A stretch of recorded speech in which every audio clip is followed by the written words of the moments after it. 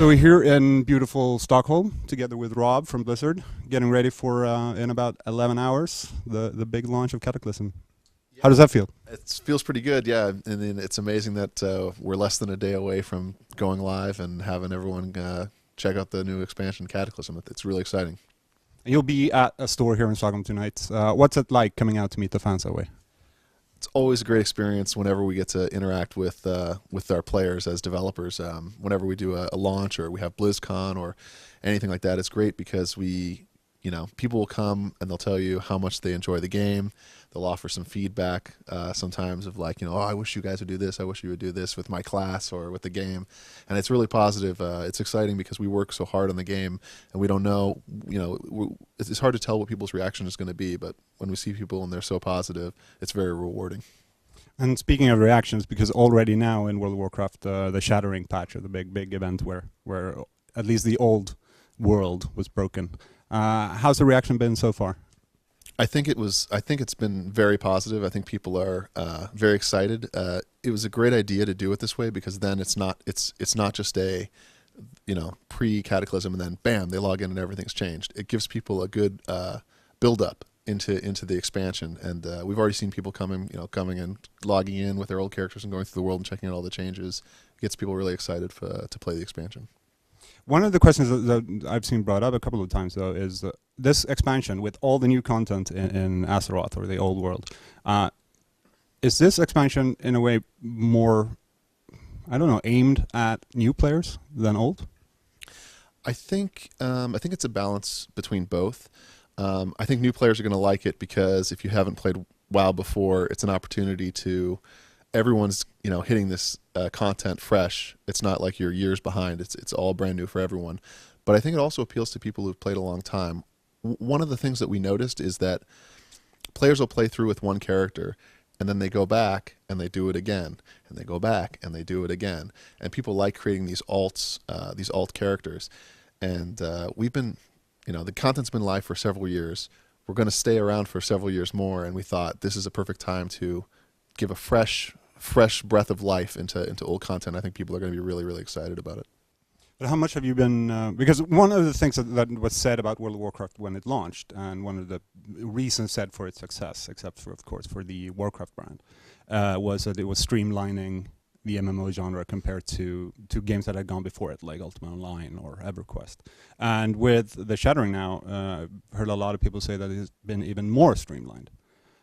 Is that something that you've been wanted to do with the old content for a while, or do you at all agree with the streamlining comment?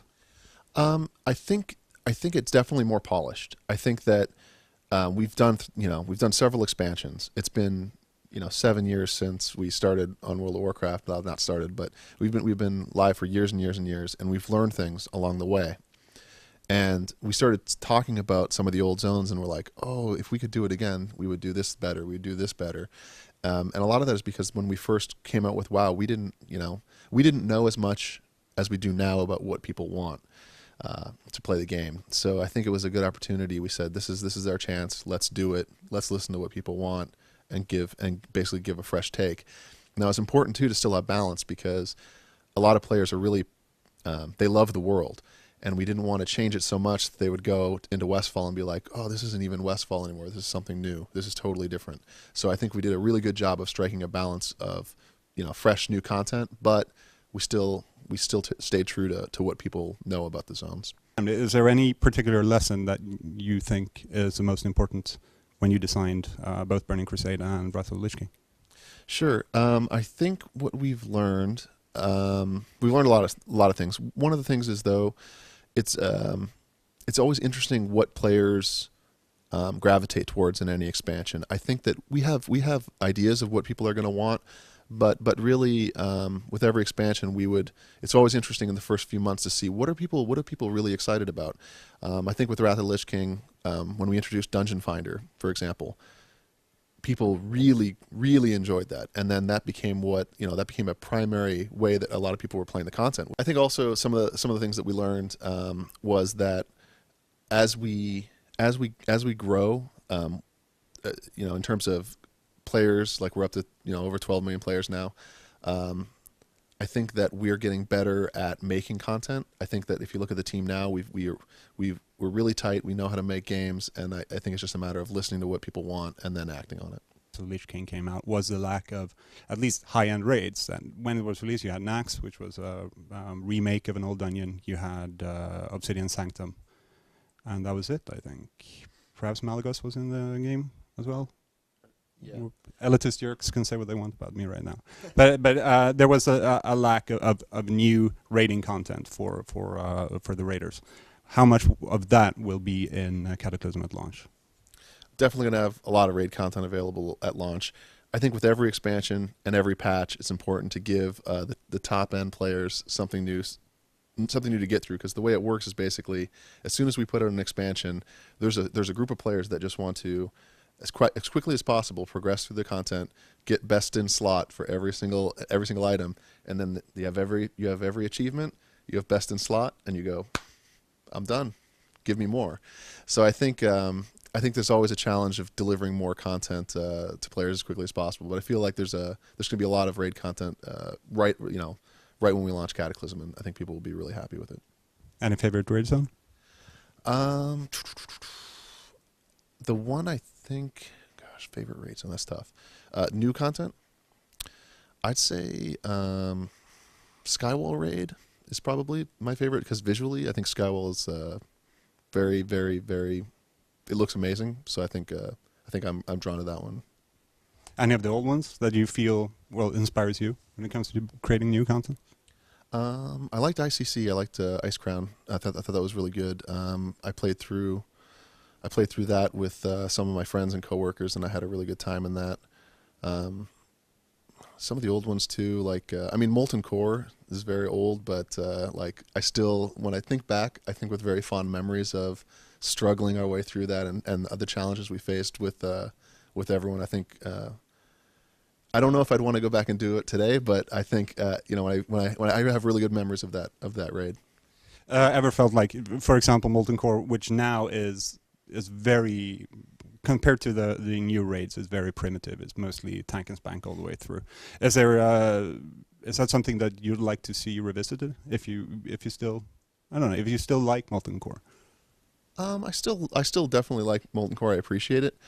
I think that that's a good question. I think revisiting content is okay. I think most players though feel like most players want to see something new. I know I spent a lot of hours in Molten Core, and if we didn't change it visually, I don't know if I would want to go back. Although I think when we did the achievement system came out, there were a lot of Molten Core achievements that I didn't have.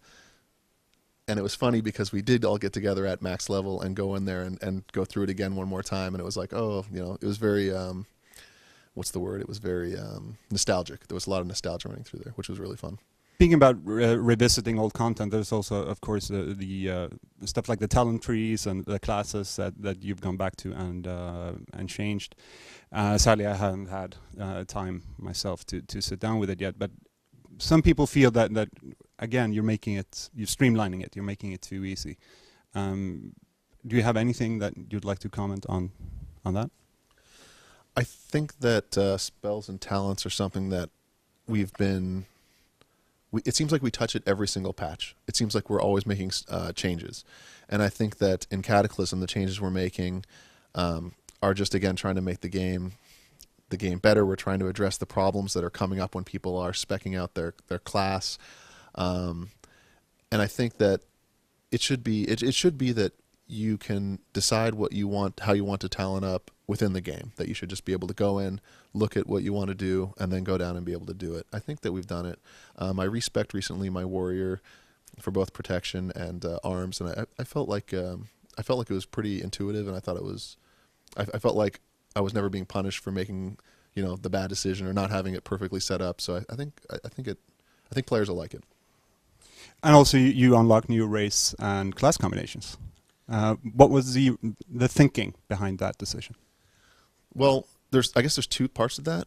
One is when we initially set up our original race class combinations, we felt like, does this class make sense with this race? And now as time has passed, we've gotten a lot of feedback from players and saying, "Oh, I wish I could be this, or I wish I could be that." And I think it's going to make people excited to play those races again. Like I'm going to play a Tauren Paladin because I think that's going to be real fun. And I think people have I think it gives people a chance to maybe play a race that they hadn't wanted to play before because they want to only play Paladins, for example. But Gnome Shaman, why not? I'm not really sure. That's more of a question for the design team. I don't know exactly how much went into it. I know that there was a lot of time thinking about what new combinations we're going to add. So, but you agree it would have been awesome. I don't actually. I've never actually played a gnome, so it's the best race in all of World of Warcraft. Seriously. Are you biased at all? Have you ever played as a gnome? Maybe. I can hear that coming through in your question. It's the only race that I played for 4 years. So yeah. Really? What okay. Once you go. You now. I'm like, what drew you to play? I just want to say that if you go gnome, you never ever go back. Nice. I like that.